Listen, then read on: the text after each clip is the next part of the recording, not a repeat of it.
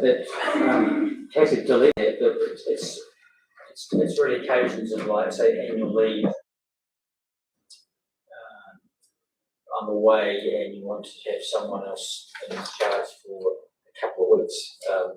It certainly is not intended that if there is a long-term departure from the office, that the general manager decides who will actually assume his or her office. What happens if you take 26 weeks leave? I know that in Tamworth Council appointed 3 candidates for the year or more. You know, they put 3 up, and then the general manager selects from them each time. And now whether because that's the way he works or not, he does that so that all his directors get to go when he's away.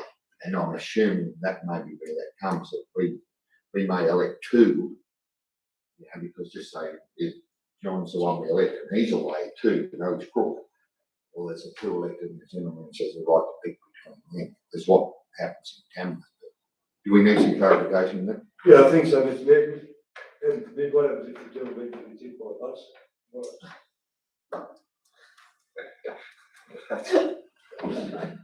You won't be caring about his office, obviously.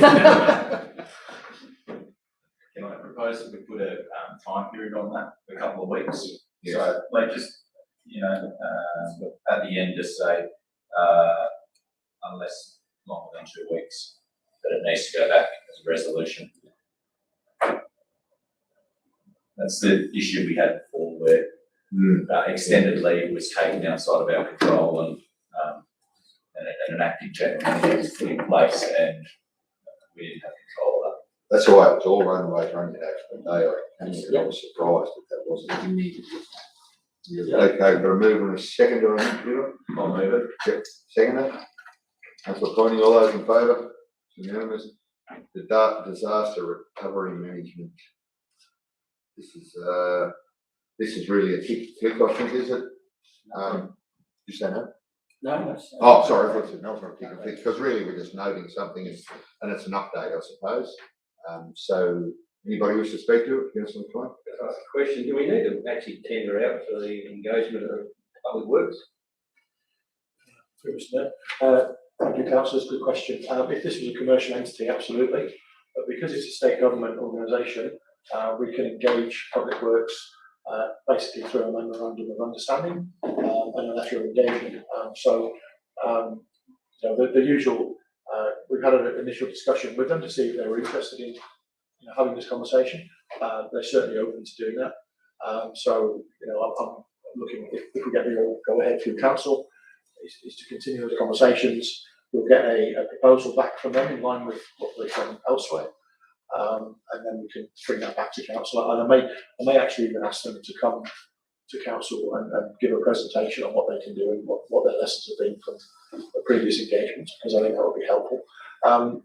The key point really is that the volume of recovery works, infrastructure repair works, greatly is in excess of our annual road construction budget, mainly by multiple numbers of years. And we just simply don't have the capability within house to be able to do that.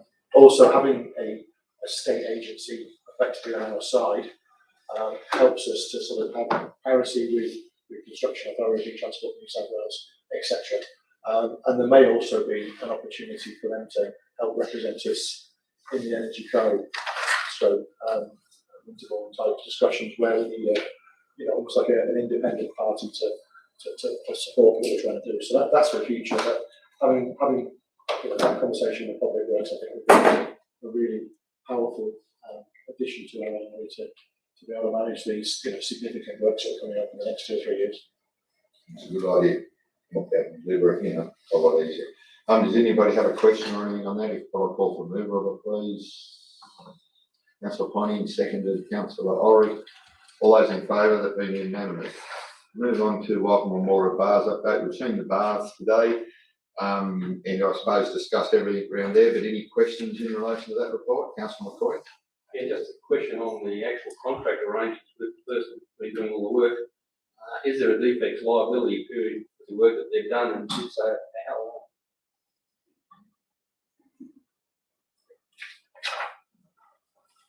Oh, sorry, I'm there. Sorry, Mr. Mayor, sorry, I had General Manager on that then. So, a very good question. I'll take that on notice, Councillor, if I can, please, and I'll get that back to you. The contractor was engaged through the normal procurement route. I need to just ask the question in terms of defect liability. But yeah, I'll take that notice. Councillor O'Brien, sorry. Yeah, look, just general discussion in terms, this may not be the forum, but it's, considering the 26-27 season as well, in terms of fees. We're at the end of the season here, and I don't know whether a note to, on the end of this report could be point 3 and just saying, could council provide a report on the potential benefits and costs associated with the 27 season as well. No further more than that, but considering we're voting March for 4 weeks, I would say there's the effects of this season not being provided to the community, the free charges we're going to give the community for this little period of time. I think, might be nice next year. Okay, good. Yeah, absolutely. So to point 3, the council provide a report on the benefits and costs associated with potentially subsidising 27 season. Okay, you want to move that, Ian? Happy to move that. Move Councillor O'Brien, seconded Councillor Greg. You're looking at me, so. All those in favour? Being unanimous. Move on to notice of motion. Notice of motion number 8. Notice of motion number 47, 8.1. I'll hand over to Councillor Thompson to introduce and move his motion. Thank you, Mr. Mayor. One of my other hats I wear is the chair of the local branch of the Walca Council Association, and through that and the regional services manager, who's based at Warriella and also a councillor on the wider council, he put this CSU Health in touch with me, and they were inquiring as to whether they thought, or I thought, Walca would be a good place for them to install one of their self-managed free walk-in sort of health check stations. In principle, I said it's a great idea. I'm going to need to check with council for support. These things are sort of just a walk-in. I've seen them at the other places before. The walk-in, not unlike a video game. You just sit down. First of all, it takes your height and weight. You sit down and you put your arm down, blood pressure cuff, take your blood pressure, ask you a series of questions, and give you a health assessment outcome. I think it's all, there's an app related to it as well, which will prompt you for better health solutions. So I've been back in touch with Talia, is her name at CSU Health. She made the point that we needed to engage with our local health practitioners. I've done that. I've spoken with the doctor and the pharmacy. They're both in agreement. I think it's a terrific idea. Haven't been able to get hold of hospital management yet. There's a new management manager that started on Monday morning. I think she's been a bit busy. Been able to get back to me. My understanding was with it, there is grant funding available through the New England Primary Health Network that will subsidise or install. I think actually full support, the way I understood it, the installation of this kiosk. I think they're calling them in Walca for probably 3 to 6 months. The funding finished at the end of this financial year. So yeah, I got the impression speaking with Talia probably a fortnight ago now that it was sort of time was pretty crucial to get things rolling. And she's going to get back to me, but I haven't got back to her, so she hasn't got back to me. I mean, I need to follow up with that, but doctors and pharmacy are all cool with it. It's probably got a footprint of about 1 metre by 1 metre by 2.5 metres, I think she said. we need to, if we're in agreement that it's going, we need to apply in mind where we may locate this device.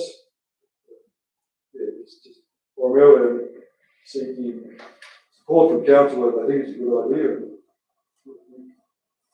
Yes, yeah.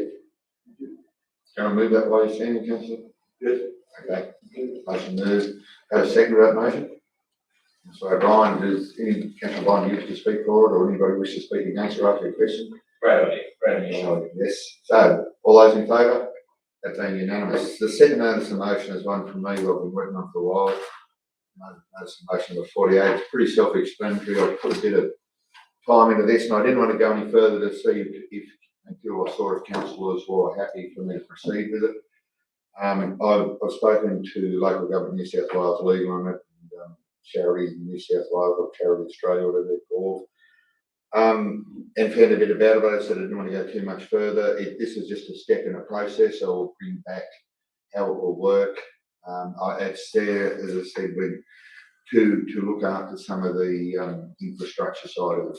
Really, we must be able to expand it if we ever have, every bathroom starts to leak or something.